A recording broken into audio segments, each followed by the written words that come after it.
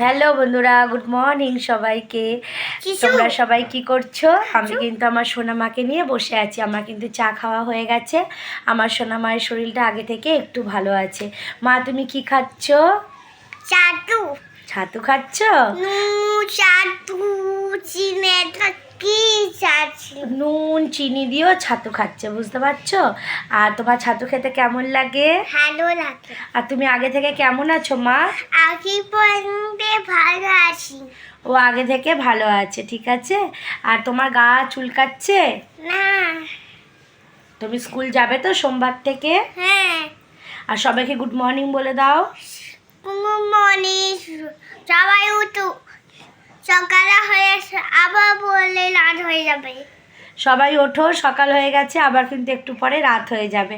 আমি তাহলে সোনামাকে খাইয়ে নিই, তারপর আবার আসছি। টাটা টাটা করে দাও।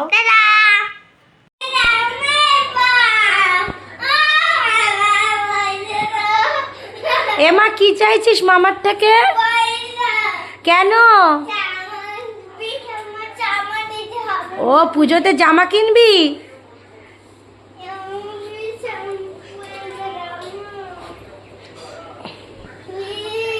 বল মামা দাও না, দাও না।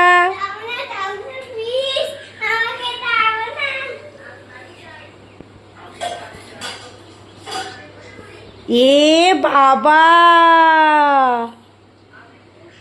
এ বাবা। দেখো আমার বিছনাপাটির কি অবস্থা, সমস্ত জামা কাপড় শুকিয়ে গেছে, বাইরে থেকে তুলে নিয়ে এলাম। আর আমার সোনামা একটা ব্যাগ কাঁধে নিয়ে ঘুরে বেড়াচ্ছে। এই ঘরটারও এই সেম অবস্থা, বাবা সেলাই করছে, রান্নাঘরেরও কী অবস্থা। চলো সব কিছু গুছিয়ে গাছিয়ে একদম আসছি। হ্যাঁ, কী কী রান্না করব দেখো। এই দেখো, ভোলা মাছটাকে নুন হলুদ দিয়ে মাখিয়ে রেখে দিয়েছি, আর ডিমটাকেও কিন্তু নুন হলুদ দিয়ে মাখিয়ে রেখে দিয়েছি। তার সাথে পেঁয়াজ, টমেটো, কাঁচা লঙ্কা সব কিছু কেটে নিয়েছি। আর একটা রান্না করব, ডিমের জন্য আলুও ডুমো ডুমো করে কেটে নিয়েছি। ডুমো না, একটু বড়ো সাইজ করেই কাটা হয়েছে। আর কিন্তু ঝিঙে, আলু আর পেঁয়াজ, কাঁচা লঙ্কা সব একসাথে কেটে নিয়েছি। এই আজকে আমাদের রান্নাবান্নার রেসিপি ছিল। চলো, মাছটা আর ডিমটা ভেজে নিয়েছি, তার সাথে কিন্তু ডিমের আলুটাও ভেজে তুলে নিয়েছি। এবার আগে মাছটা করে ফেলি। মাছটা করে তারপরে ডিমটা করব। কড়াইয়ের মধ্যে কালো জিরে ফোড়ন দিয়ে টমেটো, কাঁচা লঙ্কা, পেঁয়াজ, আদা রসুন পেস্ট সব কিছু দিয়ে দিলাম।